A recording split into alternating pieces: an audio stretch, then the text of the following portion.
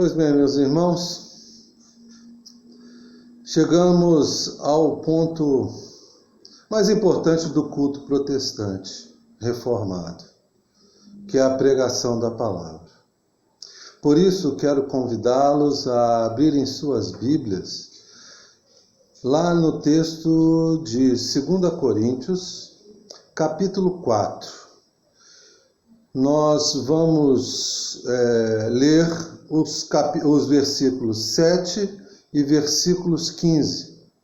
Peço aos irmãos que, para a completa compreensão do texto, devido à nossa limitação de tempo, posteriormente ao culto, leia o texto de forma completa, que é o capítulo 4, do versículo 1 até o versículo 15. Agora vamos ler o versículo 7 e o versículo 15. 2 Coríntios 4, 7 e 15. O versículo 7. Temos, porém, este tesouro em vasos de barro, para que a excelência do poder seja de Deus e não de nós. O versículo 15. Porque todas as coisas existem por amor de vós, para que a graça, multiplicando-se, torne abundante as ações de graças por meio de muitos, para a glória de Deus. Oremos. Senhor, temos o texto bíblico diante de nós. Rogamos-te, Senhor, que tu fales ao coração de todos aqueles que ouvirem a tua palavra. Que vejam, Senhor, o poder de Deus sobre a vida da igreja de uma forma correta, de uma forma precisa, assim como nos instrui a tua palavra. Fala conosco nessa noite aos nossos corações. Em nome de Jesus é que oramos. Amém. Meus queridos, nessa noite nós queremos refletir sobre sobre a questão do poder de Deus em meio à pandemia. Algumas pessoas, em meio a crises, elas tendem a fazer a pergunta, e eu, vou dizer claramente, a gente não pode excluir ninguém desse rol de pessoas, tá? Porque somos frágeis, somos fracos e somos limitados. Mas muitas vezes as pessoas, em meio a questões adversas, nos perguntam: por quê? Por quê? Por quê? Por que Deus? Por que Deus não faz? Por que é assim? Por que é assado? Primeiro, Deus age como Ele quer, quando quer, e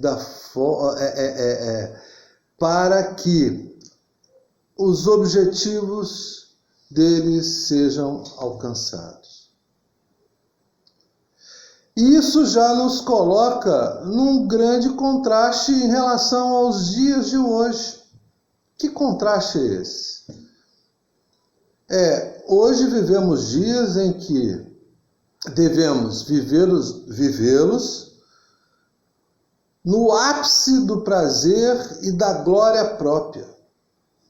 Se a gente acessa as redes sociais, a gente vê as pessoas se exibindo de tal forma e fazendo coisas para que elas sejam notadas e sejam reconhecidas como seres, vamos colocar entre aspas, seres superiores. E não é assim. Não é para isso que nós fomos criados. Nós fomos criados, como o texto nos exorta, para glorificar a Deus. Tudo o que fizermos tem que ser para a glória de Deus. E este é o grande e maravilhoso contraste que o texto nos apresenta. o contraste de que Deus nos usa para fazer a sua obra, que Deus alcança os seus objetivos, as suas metas e através do homem mesmo. Ele poderia muito bem ter usado os anjos para evangelizar o mundo. Ele poderia muito bem ter usado os anjos para fazer a sua obra aqui na terra, enquanto Jesus não retorna. Mas não é assim que ele quer. Ele quer que a sua obra seja feita por pessoas limitadas, por pessoas que reconhecem que tudo aquilo que elas fazem vem de Deus e é para a glória do próprio Deus. Por isso somos os verdadeiros vasos de barro que guardam no sentido não de guardam para estocar, não, que guardam, mas também são aqueles que distribuem as riquezas de Deus para todas as pessoas. Nesse texto, meus irmãos, e aí se você fazendo toda a leitura, você vai perceber que dentro desses vasos de barro,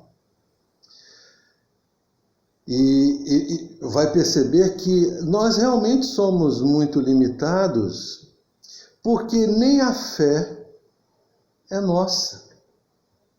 Se você olhar lá no versículo 13, todas as coisas são feitas, todas as coisas são reveladas por Deus, inclusive a fé. Ele nos usa, mas até a fé que nós temos, da ação de Deus, que Deus concluirá todas as coisas, que Deus está no controle de tudo. Essa fé nós também recebemos de Deus. Ou seja, tudo aquilo que nós temos não é nosso. Nós não conseguimos inventar ou imaginar coisas se o Senhor antes não revelar. Todas as coisas são reveladas por Deus. Todas as coisas são feitas por Deus. Todas as coisas são concluídas por Deus. E tudo, absolutamente, tudo está no tempo de Deus. Isso, meus irmãos, se nós nos apropriamos dessa mensagem, da mensagem bíblica, nos dá um tremendo conforto. Independente da situação que nós estejamos vivendo, é muito confortável que nós vivamos dessa forma, executando com a vontade de Deus dentro daquilo que nos é revelado, mostrando ao mundo a vontade de Deus diante da revelação bíblica da sua maravilhosa e soberana vontade. No versículo 14, nós vemos exatamente isso. Primeiro, as coisas são reveladas, mas ao mesmo tempo nós não temos forças, nós não temos habilidade, nós não temos condições de executar as coisas de Deus se Ele mesmo não intervir. Se Ele mesmo não agir através de nós. Porque quem pode convencer, por exemplo, alguém do pecado, se não o Espírito Santo? Nós podemos falar palavras maravilhosas, palavras lindas, palavras que de alguma maneira convencem as pessoas, mas a concretude, a completa transformação de alguém, por causa das nossas palavras, só vai se realizar. Ela só vai chegar na sua completa ação a partir do momento que o Senhor as executa. Através de nós, mas é o Senhor quem as executa.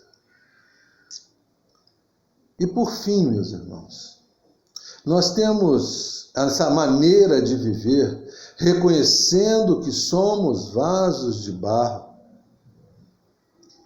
Por incrível que pareça, sendo vasos de barro,